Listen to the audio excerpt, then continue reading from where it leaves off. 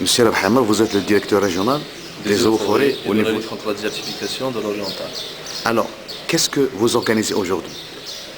Donc aujourd'hui, nous organisons un atelier pour la célébration de la Journée mondiale de la biodiversité.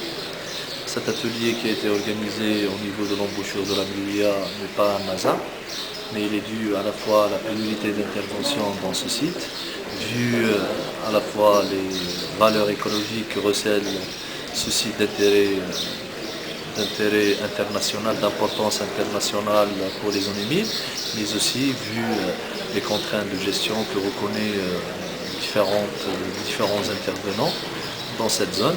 Donc ça va être l'occasion à la fois de présenter ces valeurs, de les recadrer dans le cadre de la stratégie nationale du Haut-Commissariat, comme c'est une occasion pour ouvrir le débat sur les principaux problèmes que connaît la zone et de valider, d'en trouver quelques solutions pour leur mise en œuvre par la suite. Alors, vous avez programmé un ensemble d'interventions. Oui. Ces interventions, leur thématique.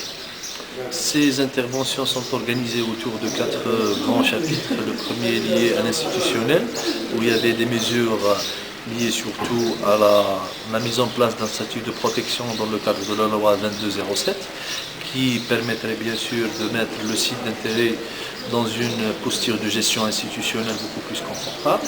Comme il y a aussi des mesures liées à l'écologie, aux aspects purement de gestion de la biodiversité, que ce soit pour la dunification, un programme prospectif de régénération de la junipérée, comme il y a aussi un programme, un troisième volet relatif aux aspects de gestion de la fréquentation dans le site. Et là, bien sûr, l'étude réalisée récemment par la direction de l'équipement en est une grande valeur pour sa mise en œuvre. Et puis nous terminons avec un certain nombre de mesures à caractère accompagnatrice et liées surtout au suivi, au monitoring de ces valeurs écologiques dans le site. Des axes que vous allez traiter aussi en atelier. Tout à fait, tout l'ensemble de ces axes ont été regroupés dans 3 ateliers, dans 3 tables rondes auxquelles participeront l'ensemble des présents. Ces ateliers donc, sont en nombre de 3. Le premier est lié au fonctionnement hydrologique du bassin hydraulique de la Mluia, mais aussi avec un focus très spécialisé sur l'embouchure elle-même. Le deuxième atelier sera organisé autour des aspects liés à la biodiversité, à ses valeurs écologiques, les oiseaux, la faune, l'ornithofaune, les reptiles, les espèces, les écosystèmes forestiers et préforestiers.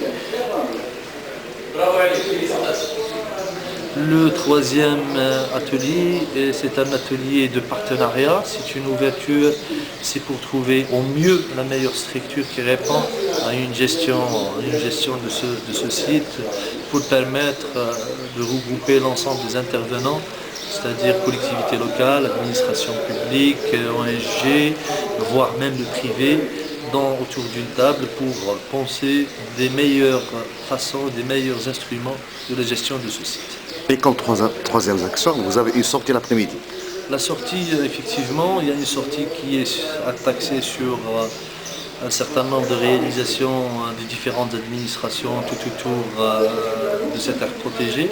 Ça portait d'abord sur le projet d'unification qui a été entamé par le Haut-Commissariat en 2005. C'est une réussite extraordinaire, suivi par un site où l'agence du bassin hydraulique de la Mluia a réalisé un siphon pour le drainage des eaux vers les marais de Chararba. C'est pour permettre un fonctionnement hydrologique, pour permettre à ces marais de retrouver leurs équilibres. Et puis une troisième sortie, ça va être sur les collines de la Mansour, et là où il serait question aussi de débattre du programme de régularisation du régime de crue et de lutte contre l'érosion. Merci infiniment. Merci.